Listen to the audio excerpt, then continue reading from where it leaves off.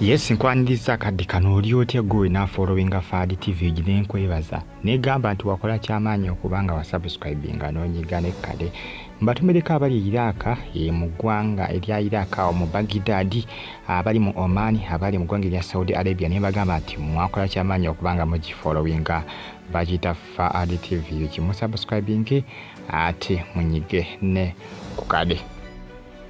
Iranga munange embaga ya Pastor Bugingo ne Makula meeting zikyagera maaso era ng'olunaku olw'oku Sunday yadde olunaku lwa Sunday Pastor Bugingo babadde ku mazaalibwa ga Pastor munne era nga kabadde kabaga k'amaanyi era nga yasinzidde wano n'akonfaminga nti meeting zinakuba zitandika essaawa yonna era nga bano babaddeyo kubanga bakola ki bamuyabako kubanga basonda ensimbi ez'embaga. Ensonga ya Pastor Bugingo y'embaga abasinga bagirabanga ey'eminiino eya just ey'okweperegeesa ey'okwefumba naye ensonga yandibanga eri serious ebya ddala ensonga yandibanga eri serious era nga Makula Esannyu Limutta ensonga nti omwami agenda kuba amuwasa ebya ddala bave mu kawondo kakwediisa jjukira ate Bugingo aba takyalinawo chansi ensonga nti Makula omusajja aba mututte embujjuvu essaawa zino Teddy Bugingo yakyali omukyala omutuufu ow'amateeka owa Pastor Roses Bugingo wabula Pastor Bugingo bw'anaawasa Makula ne bagattibwa mu bufumbo butukuvu Makula yajja okubeera omukyala omutuufu kiba kitegeera Teddy Bugingo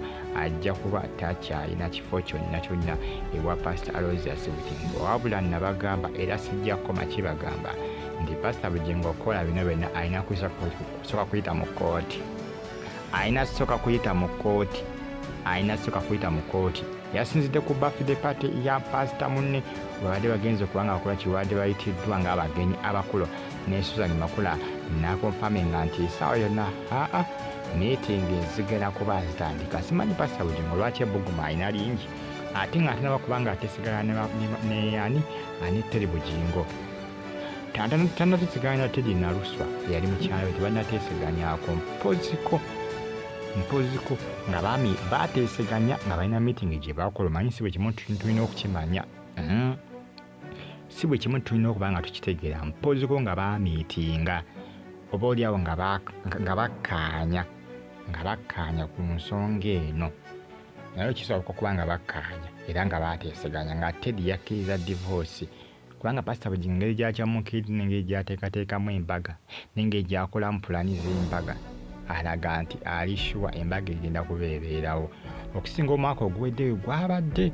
kubanga n'omwaka oguwedde yali agyagala naye nga tali serious nnyo kubanga sirabawo ngeri yena Pastor Bugingo gy'ayinza kuleetera kkooti kusaza mu bufumbo bwe nga tebatesigana Teddy Bugingo okukkiriza divorce sirabawo ngeri yonna Pastor Bugingo gy'ayinza konvisinga mu kkooti ekole ki ekize obufumbo bwabwe divorce ekolibwe nga omu ku bo takoze eki takkiriziganyisa tekiriyo poziko omu ng'afudde awo kkooti ebeesa okukikkiriza niwe bwemubanga mukyali balamu mwenna kkooti tesobola kukikkiriza omu yekka tasobola kusalawo divorce kolebwa mu relationship tekisoboka ekyo tekisoboka kizira n'okutta kitta ekyo kizira n'okutta kitta kibategeeza nti balina okuba nga bayita kwegamba mu mitendera kkooti ebintu byabwe biba biwandiika ate ebiseesinga ne wali mu kusayininga obufumbo bwammwe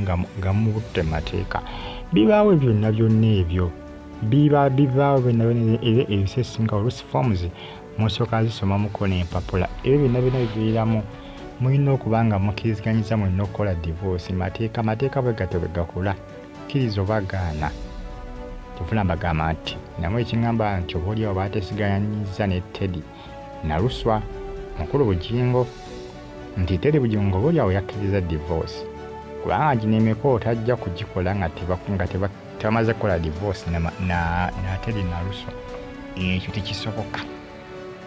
ekyo tekisoboka nze mbagambe nti ebiseera ebisinga omuntu kkooti yinza okukikkiriza kyensuubira nze omuntu omu ku mmwe ng'amaze kufa omusajja oba omukazi omu ku mmwe ng'afudde awo kkooti ebeesa okukkiriza omuntu omu yekka okujja okusomera ku mpapula divorce n'ekola ki ya divorce n'eyitamu awo kiba kikkirizibwa kubanga oli omu aba afudde nyumba mukyali balamu gwe n'owookolote ne bugwansi n'osiita tebatisobola kukkiriza divorce akati Pastor Bugingo munnange meeting ezigenda kubanga zitandika lwakuba Embaga ndaba eri serious okusinga Pentagon. Simanyi ba engineer baakomawa simanyi ba engineer baakomawo ku nsonga za Pentagon.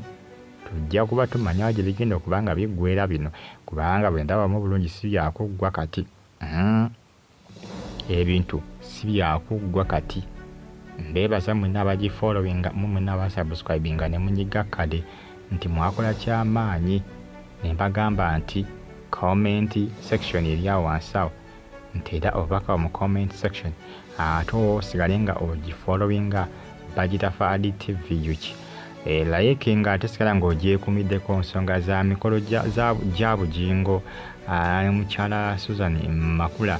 Bintu biri serious, bintu bya ddala, bintu bya rally meeting. Banne bamusuubiza bapasita banne bamusuubiza okumusonderako. Manyi munnange teriyo gwe batasondera ku mukolo, teriyo gwe batasondera ku mukolo. Jjukira omwaka guno waliwo abagagga abasuubiza ne Rwema ne Amuza okubasonderako ku nsente ez'Embaga. N'Embaga y'Abeemeyezi bazenga basuubiza mwaka ku mwaka okubeerawo naye nga bikomaawo. N'omwaka oguwedde bali basuubiza okubanga ebeerawo naye munnange byakomaawo. Wabula Rwema yali ayagala okubanga agikola omwaka oguwedde ogwa 2024 naye waliwo abagagga abakola ki abamuletera okubanga agyongerayo. Bamusuubiza okumuteramu ensimbi eziwerera ddala era nga Rwema n'agyongera. Kati ne Pastor Bugingo ne bamusuubiza okubanga bakola ki bamukwasaganyizaako ku by'ensimbi ne ku by'okusonda omusimbi ogenda okubanga gukolebwa gukwasaganyizibwa mu kuteekateeka Embaga. Binaggweerawa byebyo nze ninze mukolo kubanga kyensuubira kyebagambye mpoziko Pastor Bugingo ayinza okubanga okoolyawo yakkanyiza ne Teddy kubanga si buli kimu tugenda kukimanya. Si buli kimu tujja kukimanya nti bw'aba mu meetings tukimanye pe. Ebimu biba biba bya kiyama, biba bya mu private, biba bya mu public. Oli ebimu bakola ki? Ebimu babyerekereza, babyekuumira, babyesigaliza bo nga bo. Tujja kuba tumanya ebinaabivudde ku side eyo. Wabula kye mbasaba kiri kimu kyokka kunfollowinga. Followinga, subscribinga ate onyige kade. Nawedde agatambula mu kubo nti mbagenze nakubeera ku Canan land. Embaga eyinza kubeera ku Canan baaba ekinaabeera awo. Ekinaabeera okujja jjajja kutimba buli kimuli okolabe kye bayita endiga. Kubanga Pastor Bugingo agamba endiga zaagala zibeerewo nga bwe ziri ku mukolo. Ku mukolo nga bwe ziri awo. Akati ojja kulaba kye bayita Embaga makeke. Naye Embaga makeke okugikola mulina kuyita mu mitendera. Mulina kuyita mu mitendera egya kkooti. Awo wali obuzibu obusinga Pastor Bugingo abadde yawukaana Teddy yakkiriza divorce from the start. Embaga yandibadde yaggwa dda nze nkiwa. Yandibadde yaggwa dda. Yalikoleddwa na mu mwaka ndowooza gwa 2023 yalikoleddwa. Kubanga okufunaanikamu ogwo omwaka mpaka kakati Pastor Bugingo azenga agyagala naye akakakwakulizo ke kasinga kubanga kamubulookinga n'okumulemesa. Aka divorce kasinza kubanga kamubulookinga n'okumulemesa okukola Embaga eyo. Singa tekyali ekisinga yaggwa dda. Nze mbabudde wano singa yaggwa dda. Kati naye nze ndabe 2025 agenda kugikola. Oba nakugenda kuggwako nga akote byoya byanswa nakomekeza nagwo okufuusa ebyoya byanswa oba nedda. Tujja kuba tubitegeera byonna ebinaaba bivuddeyo eyo. Mwongere okubanga mugifollowinga ate musubscribinga munyige kade Bagitafaali TV ugi. Abali mu Iraq, abali mu Oman bagamba nti mwakola kyamaanyi okubanga mugyekumirako Bagitafaali TV ugi. Ensonga za Mbaga, ensonga za mikolo tujja kuba tubitegeera byonna. Like nga tosigale nga ogyekumiddeko. Abali mu ggwanga erya Germany mu kibuga kye bayita Berlin bagamba nti muli b'amaanyi nnyo okubanga mugifollowinga.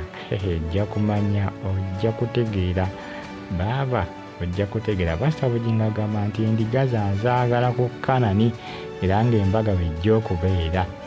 ojja kumpulirira tinaabeere baba kijja kuba masavu, kijja kuba kijobi nnyo naye nga teri yakkiriza divorce ye.